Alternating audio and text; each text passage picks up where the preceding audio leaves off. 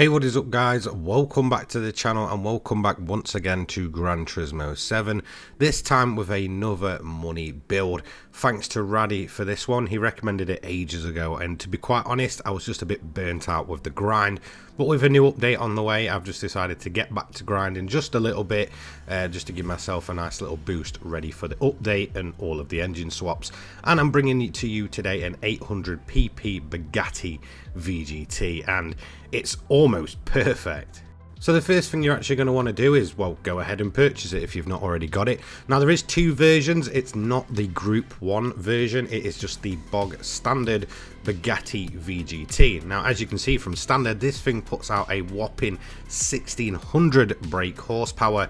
It's turbocharged and four-wheel drive, costing only 1,000,000 credits, and it's around about the same pace of those Group C monsters that we see running around Sardinia in an 800 pp trim, capable of 133 to 134 lap times very consistently. Now this one is super simple to build. You want the racing hard tyres on, and that is all you're going to need. Now if you have a look at the body height, you cannot change that, but anti-roll bar will need to be set to 6 for both, compression at 40 for both, expansion 40 and 35, natural frequency 325 and 440, negative camber angle cannot be edited, toe angle needs to be set to 0 for both, so you won't need any of that, no differential tuning needed, and then it's the same again when we look at the likes of the transmission. However, ballast 198 is going to be needed, minus 13 positioning and a 70 on the power restrictor. Fully customizable ECU needs to be set to 72. We cannot change the aero, and well, that's literally it. Super simple to set up and super easy. Now let's have a look at where we're going to go for the event and such. So fully recommend setting it to either normal or hard. You want to head into Europe and go over to this bottom track here, Sardinia Road Track, World Touring Car 800, and just go ahead and enter that one. So Raddy sent me this car over a long time ago, what must have been months at this point, alongside another build that I may cover or I may not, but this one did pique my interest and I got around to building it, but just never bothered to make a video on it.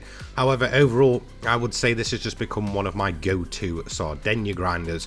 Now obviously for me, the grind just kind of falls in and out of favour for me. You know, if an update's on the way, I'll usually, you know, the week before get cracking and get a few events in there just to give myself a nice little boost of cash.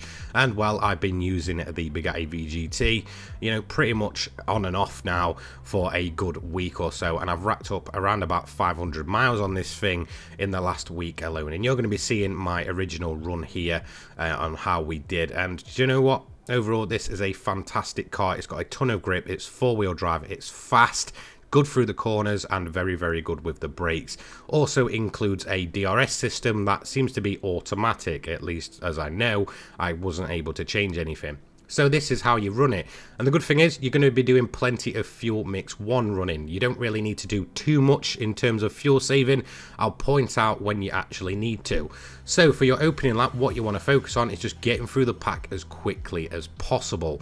The main reason for this is they will just slow you down, they'll get in the way, and to be honest, with this being such a big brutish car, expect them to just, you know, be a complete inconvenience, at least for your opening few laps. And this is why I recommend just putting it on a harder difficulty.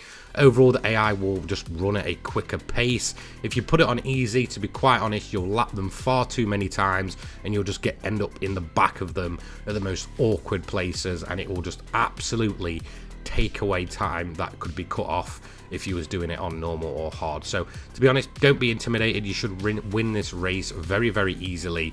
Overall, Sardinia is just one of the simplest races to do. There's no weather to worry about, there's nothing to really worry about. In terms of your clean race bonus, it should be common knowledge by now, but with this game being on sale, and I'm sure a few, you know, kind of new people to the series may pick it up and maybe wondering how to make a quick bit of cash to get those cars, you cannot lose that clean race bonus that you're aiming for basically through anything. The only time you realistically will is when it comes to the likes of a yellow flag. If you see one of them, just hold back if there's a car in front of you and such, and just wait, you know, just wait it out. As soon as it'll disappear, then you can just go for the overtake. If you overtake under yellow flag conditions, that is your clean race bonus gone.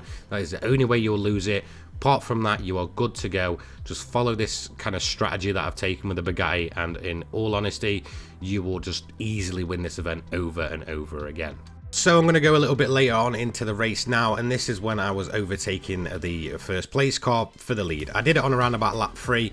I've got mine set to normal. To be quite honest, I kind of wish I had it set to hard. The main reason for that is even on normal difficulty, for me personally, again, I was just hitting too much traffic at too many awkward times, and it was just absolutely killing my overall time. So we took the lead on lap 3, going on to lap 4, and that is it. I never need to look back again. I never need to worry about the AI. They are pretty much done for. So on to lap 6 now, and this is when I'm going to turn the engine down to fuel mix free.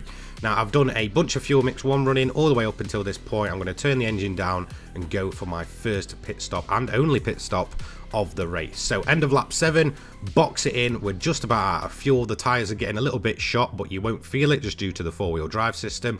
We're going to take a new set of tires. You will be good until the end on these tires, and we are going to fill the car to full. Now this is where you may need to do a bit more kind of fuel saving or anything like that. We've done a much quicker run on run 1, and now we're just going to slow the pace down a bit, at least for a few opening laps, and then towards the end if we just need to turn the car down just to manage a bit of fuel as we go into the closing stages of the race. So just new tires, fill the tank to full, and you are good to go. You won't need to pit again. So we're going to leave the pits now, and that is going to be it. What we're going to do here is just turn the engine down from fuel mix 3 to fuel mix 6. We're going to do 2 laps of fuel saving at its, I guess, most. So just begin to short shift, just lift off and coast for a little bit. Just for 2 laps, you'll still be setting decent pace. And then once you get to the end of lap 9, should I say, turn the engine up. Okay, at this point, just boost it all the way up. You may or may not have enough to go to the end. You might have to begin to fuel save a little bit right towards the end, but that is literally it. Go back to just putting those laps in and absolutely throwing this car around. So as you can see, we're on lap 14 and the fuel's looking a little bit off here. I've got about half a lap of fuel spare for this, you know, for 2 more laps. So what I'm going to do is just turn it down to 6, finish this lap up with around about 1 lap remaining, and then just boost the engine all the way up. So as you can see, I've just turned it up again on the 15th lap, or start of the 15th lap, and this will just give me enough to take it all the way to the finish line without having to do any more fuel saving. And well, that's literally it. To be honest, this car overall feels fantastic. The 4-wheel drive system's good, and it's actually a cheaper alternative to those Group C monsters that you see for around about the same lap time. Maybe only the one that kind of outdoes it is the likes of the 787B, which is just extremely quick. So we're coming around the final corner. We've got 0 laps of fuel left, and the engine is just about to die at that point, as you can see, and we're just going to roll across the finish line, and that is it. Job done. Super simple, an easy win in the bag. An overall time of 24:39.237. Definitely not a perfect run, but like I said, I'm going to show you my first run so you can kind of see what you may expect. Fastest lap of a 1:34.1.49 on lap 6. You'll be lapping in the 1:33s to 1:34s quite regularly once you get used to this build. To be honest, my quickest time is a very low 24, which is pretty outstanding for this kind of vehicle. I just did not expect it, and once again, thanks to Raddy for sending this one over what feels like months ago at this point. In terms of your payout, you're going to be looking at 7,275 for around about 24 minutes of your time, which just isn't too bad. This is definitely one of the quicker Sardinia methods, and as you can see, we're going to get a 4-star roulette ticket there as well. And well, that's going to be it from me. Now, whether I'll get to some of the more quirky builds that I've got, you know, before the update, I may or may not. It might not be worth it for me just because, you know, Polyphony like to change things. So that's going to be it for this video. I just want to give a big thank you to all of my channel members. I'll put their names on the screen, so big thank you to them. If you want to help the channel out, feel free to become a channel member. We have different tiers based on different rewards and such. I also have my Patreon, my donation link, and I'll also have my Twitter and my Discord down in the description below. With my Discord, I've just kind of gone around updating it. It's a place where you can talk almost any kind of racing game or any game in general, or IRL motorsports if you really want to. Feel free to just jump in there. I've got a bunch of stuff going on in there at the minute. In terms of like league racing and stuff, just a quick announcement for that. I have basically just scrapped the whole video idea, mainly because they was taking around about 30 to 35 hours to get the 4 league videos out every 2 weeks. And to be quite honest, it was just time that wasn't worth it in terms of the views that they get. However, I will be going to a live streaming format probably over the next couple of weeks, realistically. So be sure to join me on the likes of a Saturday, Sunday, Wednesday and Friday for some live streaming action, and probably a more relaxed stream than anything while I do a bit of league racing.